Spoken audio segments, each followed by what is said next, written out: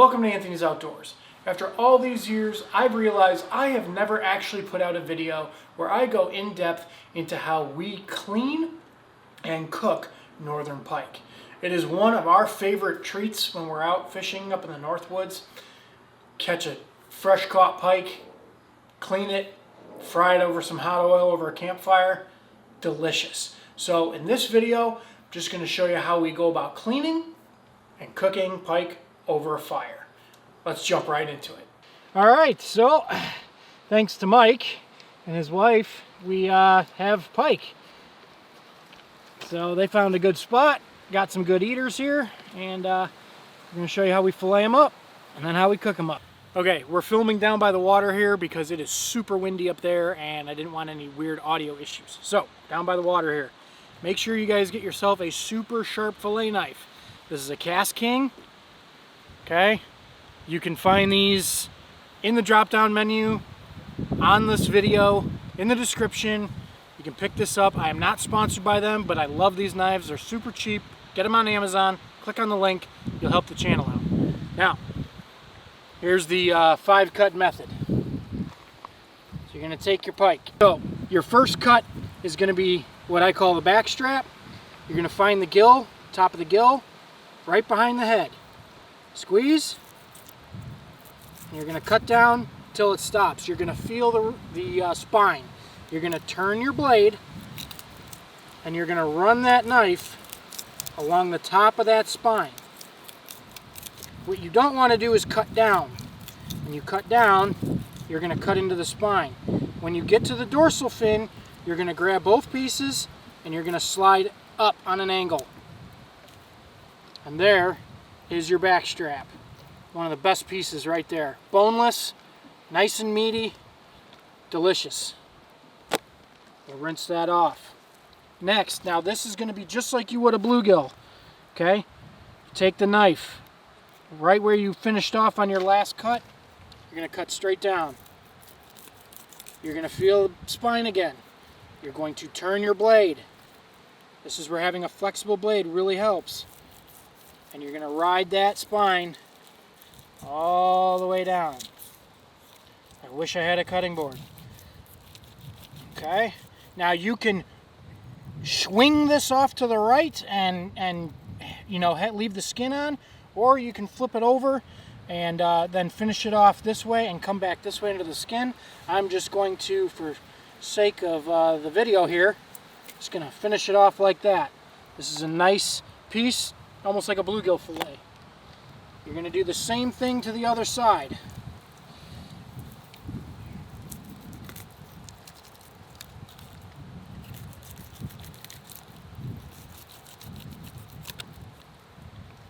Okay?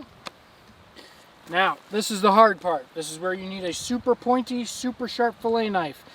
These other cuts I did, you can do with any knife. This part, you're going to need a pointy knife. If you look here, these are the Y bones. This is part of the rib cage. On the inside of that, if you were to cut like you would any other normal fish, you'd get a nice piece of meat, but you'd also get an absolute shit ton of bones. So, what you have to do is you have to take your knife and with that tip, you can probably hear that, ride down those ribs. Okay? And what you're going to end up doing is peeling that fillet back. Just like so. And now, the bigger the pike, the easier this part is. You can do it on the smaller fish, but it's going to be tough. So then I cut like this. See that you can see the rib cage right there. I didn't get any of that in the meat. Here's the Y bones. And then finish it off. Just cutting across. Sorry, hands in the way. Want to cut around that fin. Unless you want to eat that. They call those wings. And there you go.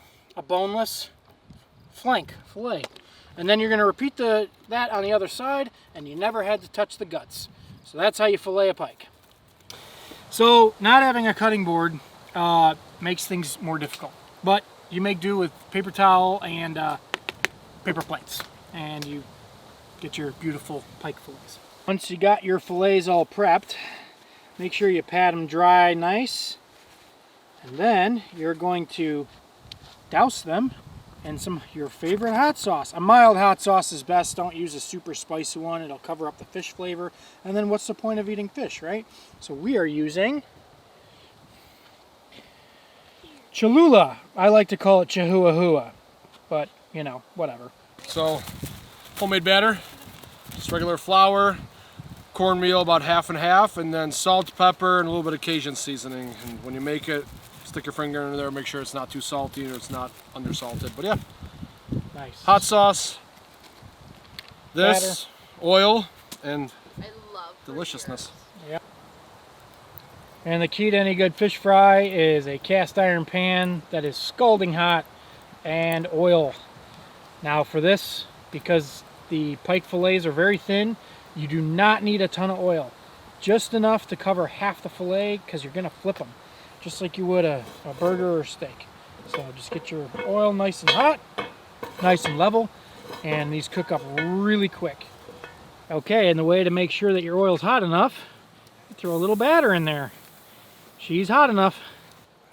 And remember, people, always lay away from you, not towards you. Oh yeah.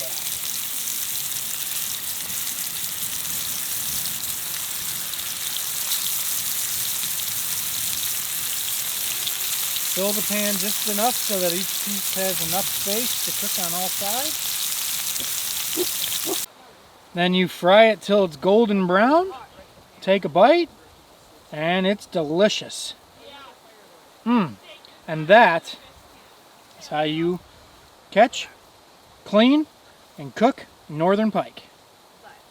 And that is how we go about filleting up pike so you get some beautiful boneless meat and cooking it over a campfire. If you like what you saw in this episode, hit that like button and consider subscribing. Also, comment down below on your favorite homemade batter mix if you have one. I might like to try it. Also, just a reminder, this channel is agenda-free. We are sponsored by nobody. All the equipment that we use, we have purchased with our own money, and we have tried and tested over years before we recommend it to anybody. So, all the gear that we've used in these videos is in the description box below. Amazon affiliate links, again, not sponsored, just the affiliate link. So if you make a purchase through that link, we get a very small commission, and it does help out the channel. So, as always, guys, thanks for watching.